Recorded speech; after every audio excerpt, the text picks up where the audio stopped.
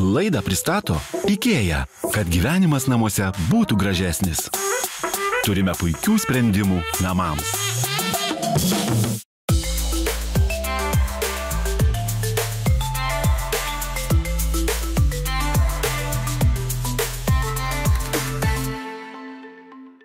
Sveiki, mėlyje žiūrovai, labas Toma. Sveikas, Leonardai. Namų idėja su IKEA ir vėl jūsų namuose. Toma, gražių metaforų turim apie namus. Mano namai yra mano tvirtovė, mano ramybės uostas, mano urvelis, kur norėčiau pabėgti ir ilsėtis ir nieko kito negirdėti.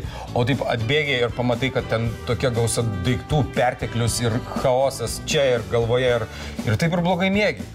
O čia pasirodo IKEA's dizaineriai taip garbanom tik tais padaro ir sako, be problemų, be kapitalinių remontų ir dulkių ir didelių investicijų mes padarysim taip, kad šitie namai, nors ir nedideli, gali atrodyti ir stilingai, ir gražiai, ir patogiai.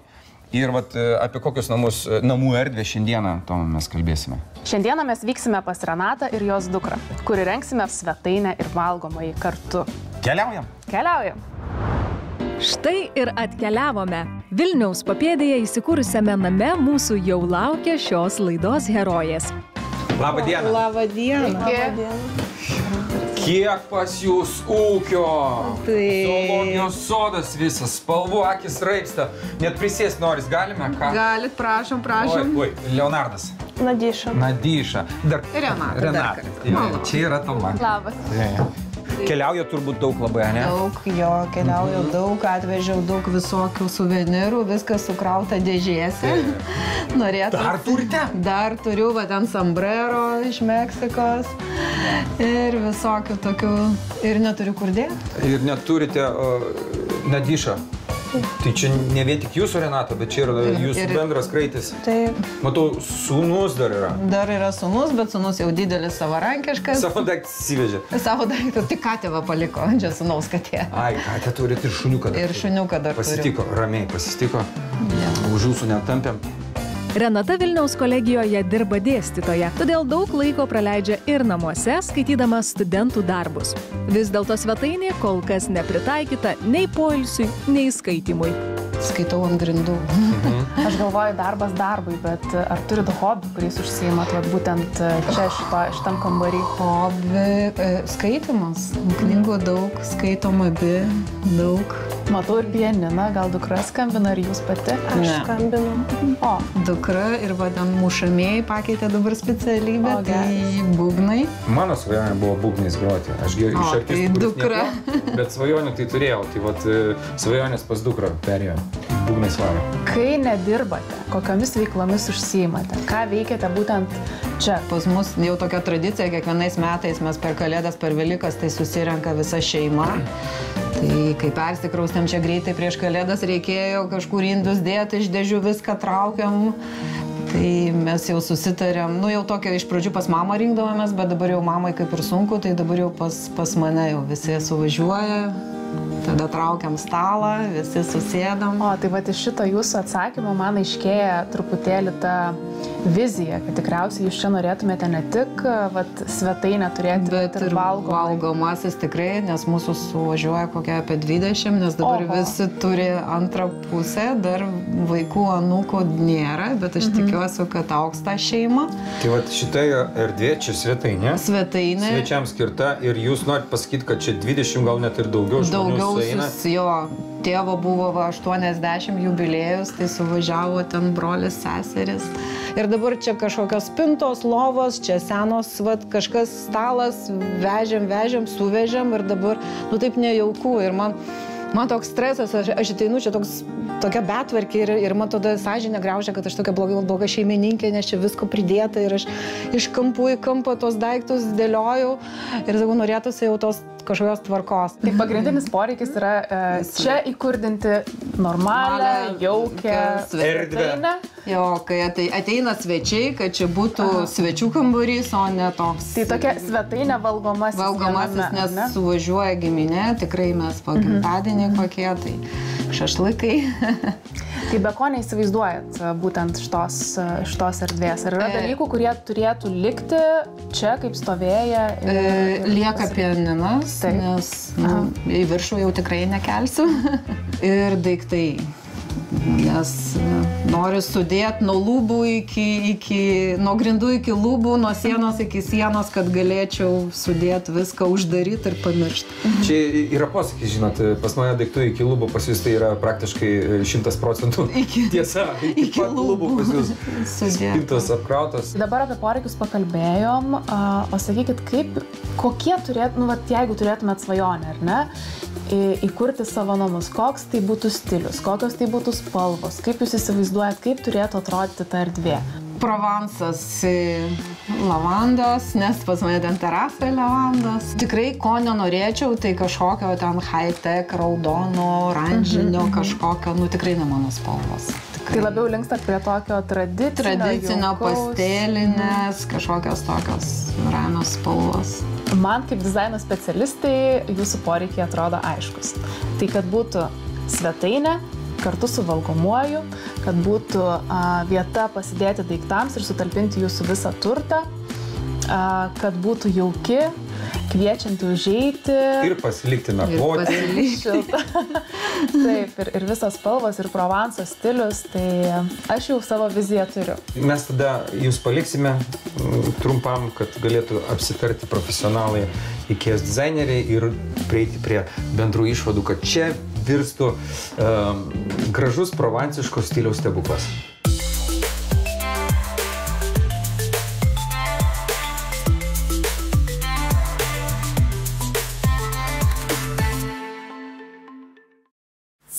Laidą pristato IKEA, kad gyvenimas namuose būtų gražesnis. Turime puikių sprendimų namams. Laidą pristato IKEA, kad gyvenimas namuose būtų gražesnis. Turime puikių sprendimų namams.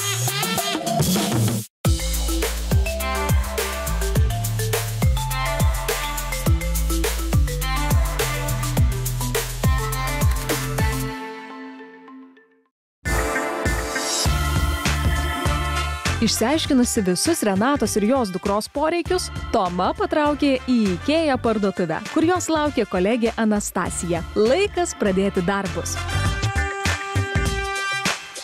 Labas, Anastasija. Labas, Toma.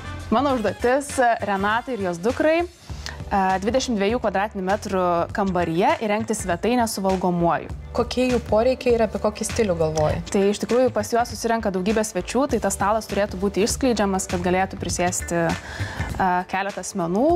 Taip pat šiuo metu ten yra mergaitės kambarys ir jinai ją planuoja iškelti į jau jos įrengtą kambarį, o pati Renata svajoja apie būtent normalią, gražią svetainę. Renatai labai patinka Provanso stilius, tai kažkokį tokį ir įsivaizduočiau. Labiau link tradicinio. Taip. Užduotis kaip ir aiški, tai einam pasižiūrėti baldų. Eime.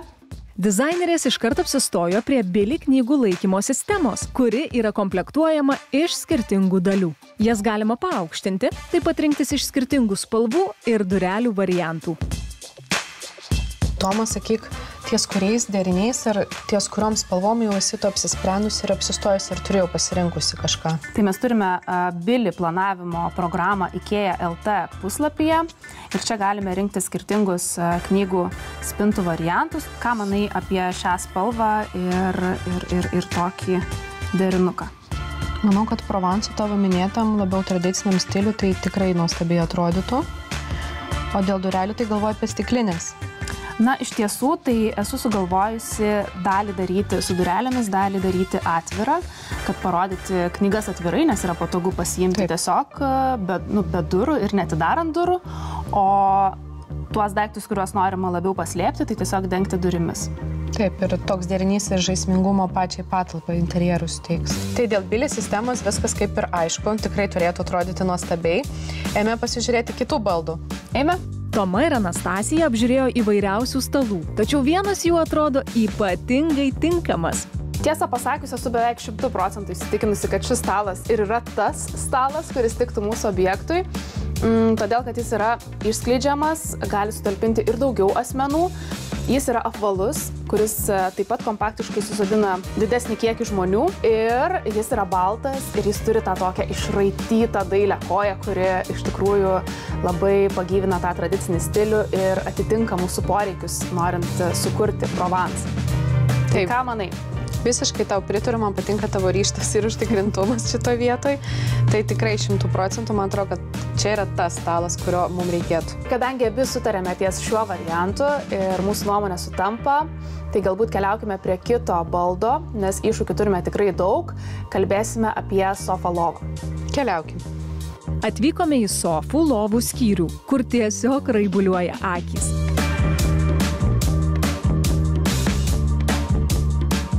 Ir klasikinės sofos, ir modernios, ir odinės, ir medžiaginės. O kokį kriterijų sofom šį kartą taikys mūsų dizainerės?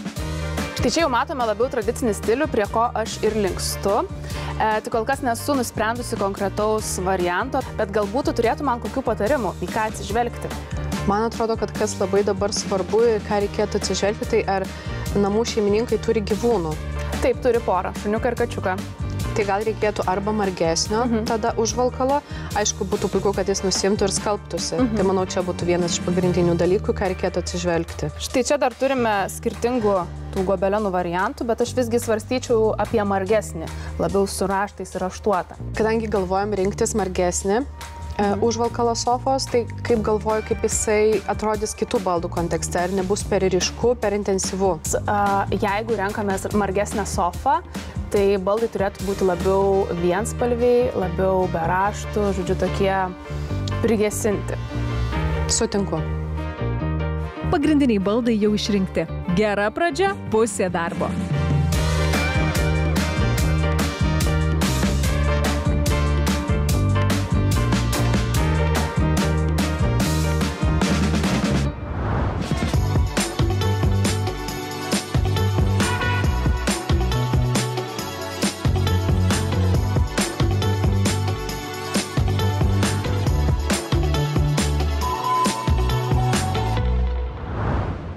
Darbai atlikti. Leonardai. Ką jūs darot, Hebra? Kaip jūs taip galit? Kur aš esu ir vėl aš net pažįstu namų. Toma, žinai, ką aš tau pasakysiu? Ką čia tęsti? Pamatysi emocijas šeimininkų ir suprasi, kas mano viduje dedasi, nes aš...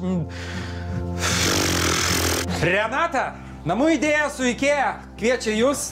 Nadyša, Siliuplė, jūs pažvelkit, ką jūs turit.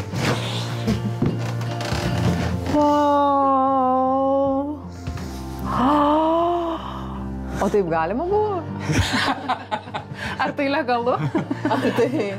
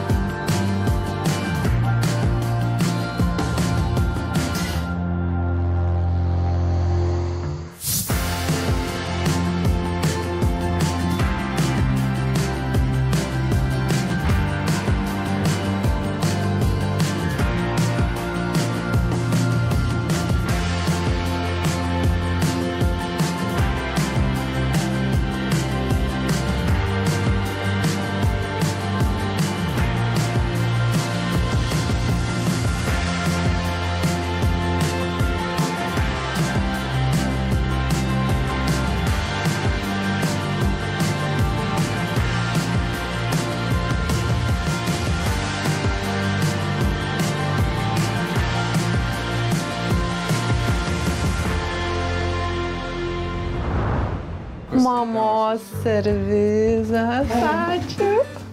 Oi, nu dabar aš verksiu.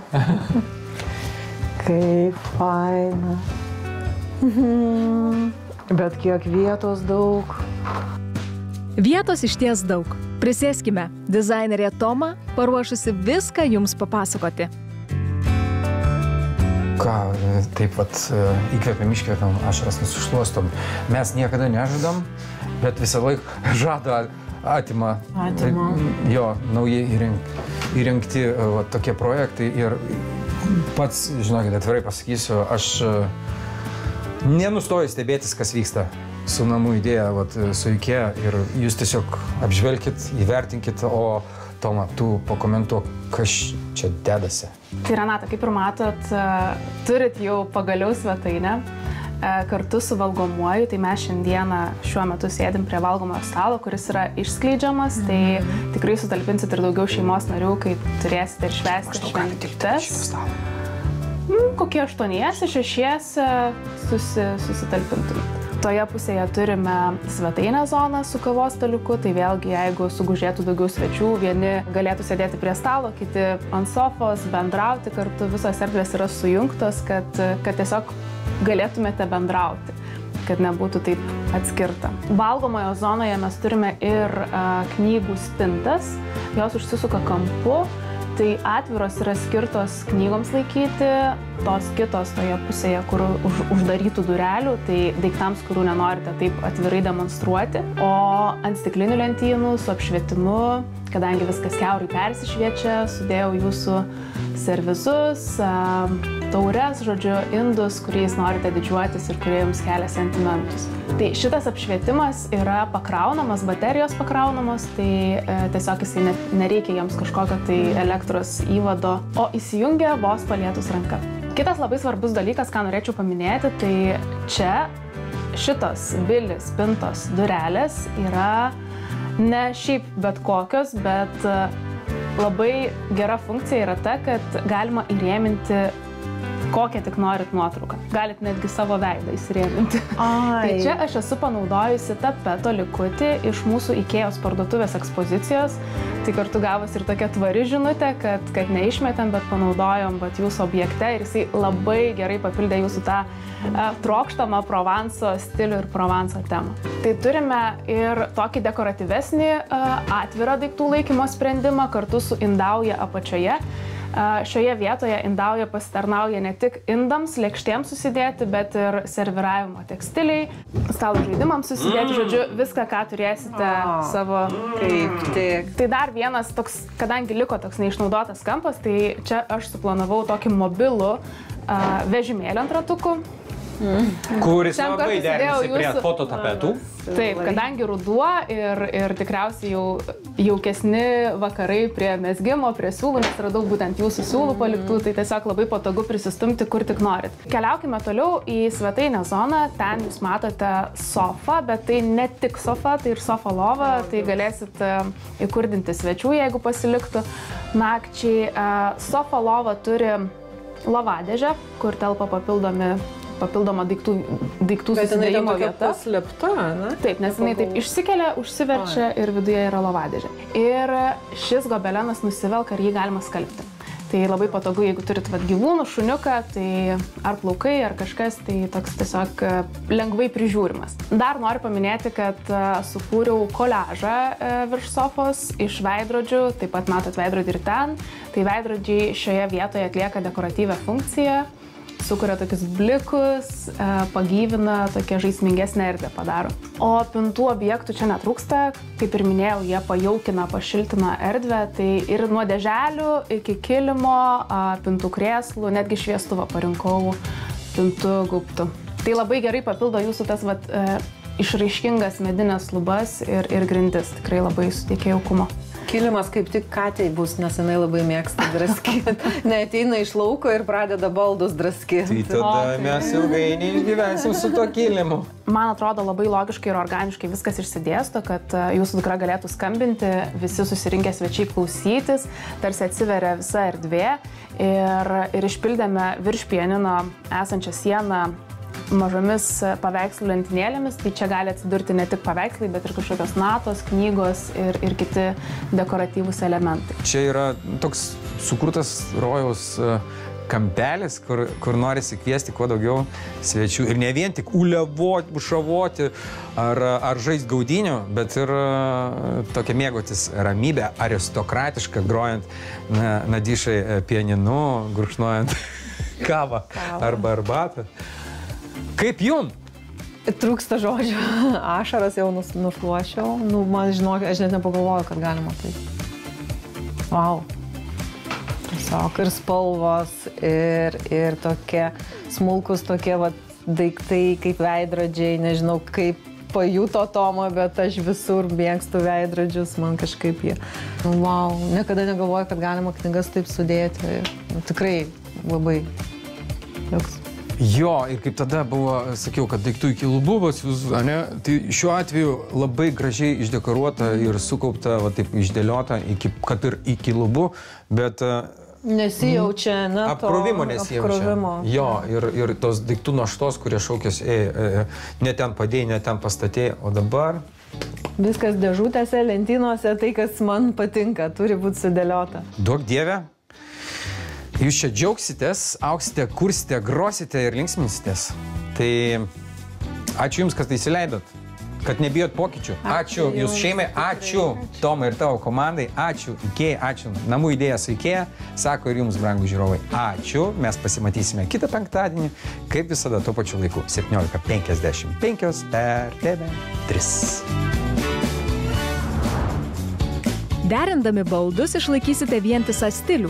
Rinkitės giminingų atspalvių paviršius ir panašias faktūras. Neutrali bazė sukuria tvarkingą pagrindą, o akcentus lengva sudėlioti sofalovą, krėslais ar tekstile. Neutralios spalvos namuose suteikia laisvę pokyčiams. Užtenka pakeisti užuolaidas, pagalvėles ar kilimą ir erdvė atrodo visiškai nauja. Tokie tonai neperkrauna kambario ir leidžia jam išlikti šviesiam ir jaukiam. Jei trūksta vietos daiktams, išnaudokite sienas. Pastatomos lentynos padeda tvarkingai sudėti knygas ar indus, o sieninės atlaisvina grindis ir leidžia gražiai eksponuoti mielas dekoracijas. Norint, kad stalas atrodytų estetiškai ir jaukiai, nepamirškite tekstilės sluoksniavimo. Pradėkite nuo vienspalvės staltiesės, ant jos dėkite tekstūruotus stalo kilimėlius, o ant jų polėkštes ir lėkštes. Kruopščiai išdėliokite stalo įrankius, o visą kompoziciją pagyvinkite dailiai surištą servetėle, suteikiančią žaismingumo. Dekoruodami stalą galite pasitelkti natūralias medžiagas, šakeles, gėles, kankorėžius. Papildomo jaukumo bei šilumos suteiks uždegtos žvakės.